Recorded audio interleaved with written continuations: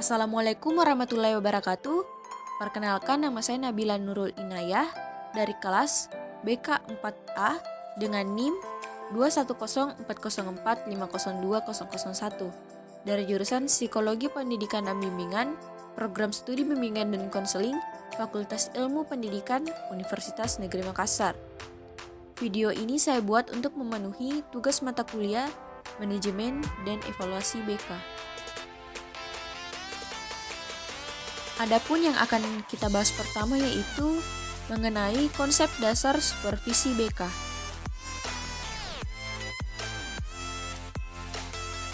Secara etimologi, supervisi berarti pengawasan, pendidikan, dan pembinaan. Sedangkan, secara terminologi, supervisi adalah bantuan berbentuk pembinaan yang diberikan kepada seluruh staf sekolah untuk mengembangkan situasi belajar mengajar yang lebih baik.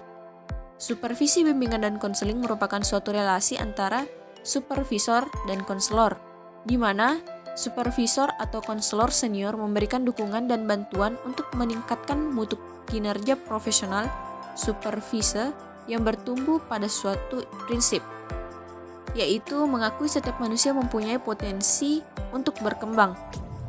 Adapun program kegiatan supervisor bukan merupakan konseling atau psikoterapi, pemaksaan atau imposing, kritik negatif, memperdayakan, pertemanan, mencari kesalahan, hukuman, maupun untuk konselor yang baru. Selanjutnya yaitu fungsi dan tujuan. Tujuan dari supervisi BK diantaranya tujuan mengendalikan kualitas. Supervisor bertanggung jawab memonitor pelaksanaan kegiatan BK dan hasil-hasilnya yang berupa kehidupan dan perkembangan siswa atau klien yang lebih baik untuk mengembangkan profesionalisme petugas BK atau konselor. Adapun fungsi supervisi BK diantaranya yaitu koordinasi usaha-usaha individual, sekolah dan masyarakat, penyediaan kepemimpinan, peluasan pengalaman, dorongan terhadap usaha-usaha kreatif, penyediaan fasilitas perubahan, analisis terhadap situasi dan layanan BK, sumbangan kepada terintegrasinya teori dan praktek, dan pengintegrasian tujuan dan daya. Objek supervisi. Supervisi layanan bimbingan dan konseling adalah upaya untuk mendorong, mengkoordinasi, dan menuntun pertumbuhan petugas bimbingan dan konseling atau yang biasa disebut dengan konselor secara berkesinambungan baik secara individu maupun kelompok agar lebih memahami dan lebih baik bertindak secara efektif dalam melaksanakan layanan bimbingan dan konseling, sehingga mereka mampu mendorong pertumbuhan setiap siswa secara berkesinambungan agar dapat berprestasi secara cerdas dan kaya dalam lingkungan masyarakat. Dalam hal ini, pihak yang berwenang sebagai konselor adalah kepala sekolah yang ada di sekolah tersebut.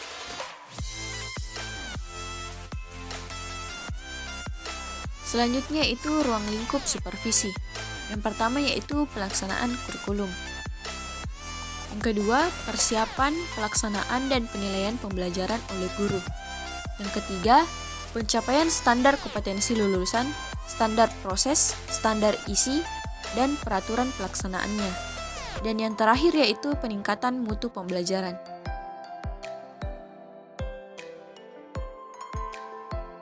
Jenis-jenis supervisi. Yang pertama yaitu supervisi umum dan supervisi pengajaran. Yang dimaksud dengan supervisi umum di sini adalah supervisi yang dilakukan terhadap kegiatan-kegiatan atau pekerjaan yang secara tidak langsung berhubungan dengan usaha perbaikan pengajaran seperti supervisi terhadap kegiatan atau pengelolaan bangunan dan perlengkapan sekolah atau kantor-kantor pendidikan. Supervisi terhadap kegiatan pengelolaan bangunan dan perlengkapan sekolah atau kantor-kantor pendidikan dan lain-lain. Sedangkan yang dimaksud dengan supervisi pengajaran ialah kegiatan-kegiatan kepengawasan yang ditujukan untuk memperbaiki kondisi-kondisi baik personal maupun material yang memungkinkan terciptanya situasi belajar mengajar yang lebih baik demi terciptanya tujuan pendidikan. Yang kedua yaitu supervisi klinis. Dikatakan supervisi klinis karena prosedur pelaksanaannya lebih ditekankan kepada mencari sebab-sebab atau kelemahan yang terjadi di dalam proses belajar mengajar, dan kemudian secara langsung pula diusahakan bagaimana cara memperbaiki kelemahan atau kekurangan tersebut. Supervisi klinis adalah supervisi yang difokuskan pada perbaikan pengajaran dengan melalui siklus yang sistematis dari tahap perencanaan, pengamatan, dan analisis intelektual yang intensif terhadap penampilan pengajar, sebenarnya dengan tujuan untuk mengadakan modifikasi yang rasional. Supervisi berlangsung dalam suasana terbuka dan supervisi berlangsung dalam siklus yang meliputi perencanaan, observasi, dan diskusi balikan. Supervisi klinis dapat dipergunakan untuk pembentukan atau peningkatan dan perbaikan keterampilan mengajar.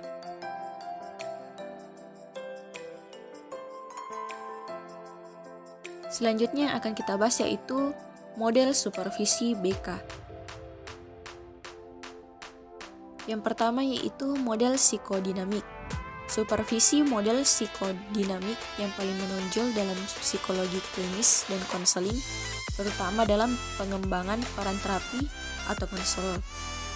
Meskipun prinsip-prinsip yang mendasari mungkin tidak tampak segera menonjol dengan peran dan fungsi psikolog sekolah, mungkin ada unsur-unsur dalam model yang dapat memfasilitasi siswa pertumbuhan sebagai seorang profesional.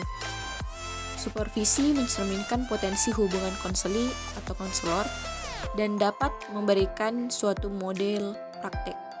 Hubungan konselor-konseli sering direplikasi dalam hubungan pelatihan.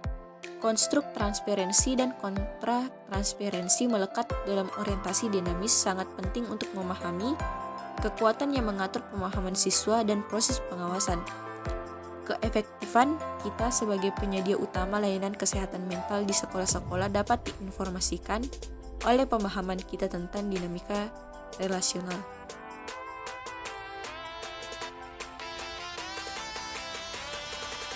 Yang kedua yaitu model kognitif behavioral. Menurut Knopf, pada tahun 1986, ada asumsi tertentu yang mendasari orientasi perilaku untuk pengawasan. Ini termasuk konsep bahwa pelayanan dapat diidentifikasi, diamati, dan kasual berkaitan dengan kegunaan dan efektivitas dengan konseli. Diidentifikasi bahkan efektivitas keterampilan dapat empiris dievaluasi, bahwa intervensi perilaku dapat naik, turun, dan membantu dalam mengembangkan perilaku baru, dan bahwa semua pendekatan ini dapat direplikasi dalam beberapa pengaturan. Menurut Follett dan Chalagon 1995, seorang supervisor memiliki tujuan membangun serangkaian kondisi yang akan membantu konselor mengadopsi filosofi tertentu, perilaku, dan perubahan perilaku, belajar untuk menerapkan satu set yang berbeda dalam prinsip-prinsip dasar, dan mengembangkan kemampuan untuk menerapkan metode analitik untuk memahami masalah perilaku. Selanjutnya, supervisor harus membantu supervisi dalam mampu fungsional menganalisis masalah konseling, menerapkan prinsip-prinsip perilaku untuk masalah tersebut, dan memberikan secara teoritis didorong alasan untuk bagaimana pengobatan isu-isu tersebut akan terjadi dengan menggunakan prinsip-prinsip ini. Yang ketiga yaitu pendekatan sistem. Curtis dan Yagar 1991 menyarankan suatu model sistem yang mereka rasakan mencerminkan kompleksitas peran dan fungsi konselor sekolah. Mereka mendefinisikan sistem sebagai kombinasi teratur dari satu set bagian komponen yang berfungsi untuk menghasilkan hasil yang didefinisikan atau produk. Dalam melihat pengawasan dari perspektif sistem, supervisi terlihat dari konteks sistem yang lebih besar di mana mereka berfungsi serta dalam hal subsistem interpersonal mereka sendiri. Interaksi ini dipandang dalam komponen dari sistem yang jauh lebih besar, termasuk program pelatihan universitas, program pendidikan sekolah, dan jaringan dukungan dari masyarakat luas.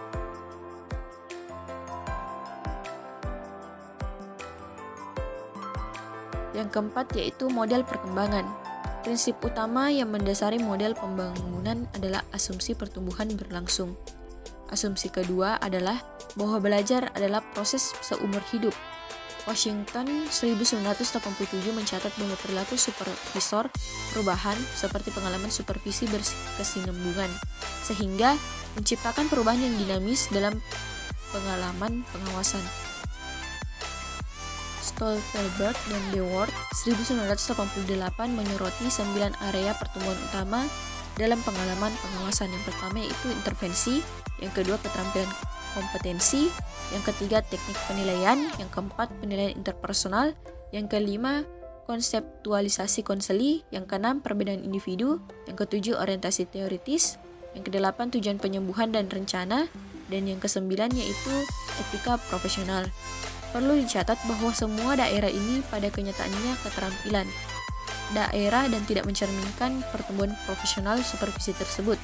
Seseorang tidak dapat berdebat dengan pendekatan pembangunan karena semua apa yang kita berkomitmen untuk melakukan melibatkan terus-menerus belajar sebagai tumbuh dan berkembang. Begitu pula kepercayaan diri dan otonomi yang mengarah ke identitas profesional diperkaya.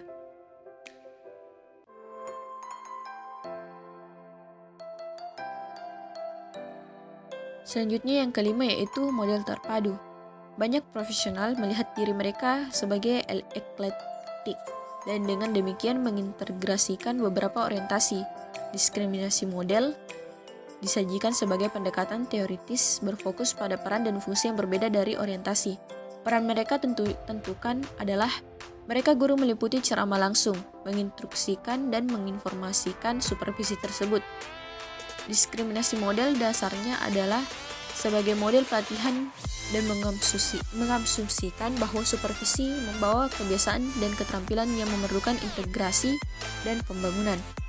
Penggunaan orientasi menunjukkan kerangka acuan yang digunakan supervisor yang memandu pendekatan filosofis dan pragmatis mereka untuk supervisi dan mempengaruhi interpretasi mereka atas interaksi pengawasan dan proses.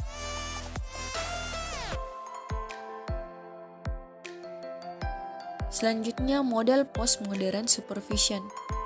Secara garis besar, teori postmodern adalah kumpulan interpretasi yang dibuat tentang dunia yang terus berubah. Postmodernis tituler oksimoron abstain dari metanaratif, yaitu penjelasan besar tentang bagaimana dunia seharusnya. Terlepas dari keengganan mereka untuk mengemukakan teori besar, mereka yang berteori tentang epistemologi postmodern paling sering memusatkan perhatian bukan pada individu, tapi pada proses di mana dunia kita dikenal melalui bahasa yang kita gunakan. Dinamika kekuatan siapa yang mengontrol bagaimana bahasa digunakan dan kisah-kisah yang diceritakan bersama. Dalam pengawasan postmodern, peran-peran ini tentu bersama.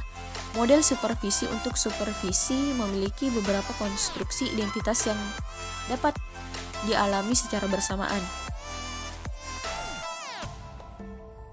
Yang ketujuh yaitu model multicultural supervision. Menurut Bernard N. Goodyear dalam Fernandes dan Land 2020, supervisor bertanggung jawab untuk memastikan bahwa isu-isu multikultural mendapat perhatian dalam pengawasan.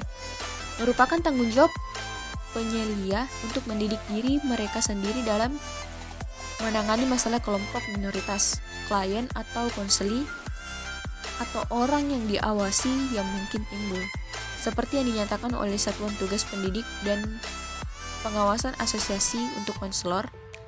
Penting bagi pendidik atau pengawas dan konselor kompeten dalam layanan yang mereka berikan. Menurut Erikson Kornit 2010, isu-isu yang menentang secara multikultural yang mungkin muncul dalam pengawasan dapat berupa isme dan bias yang tidak disengaja, eksplorasi budaya yang terlalu ditekankan atau diperkecil selama penilaian, dan ketidakpekaan terhadap isyarat nonverbal yang disupervisi, dan keraguan-raguan untuk berbicara.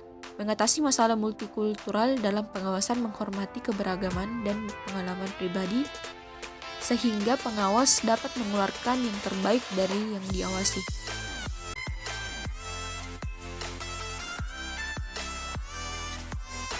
Mungkin itu saja yang dapat saya sampaikan. Mohon maaf apabila banyak kekurangan dan kesalahan. Wabillahi taufiq wal hidayah. Wassalamualaikum warahmatullahi wabarakatuh.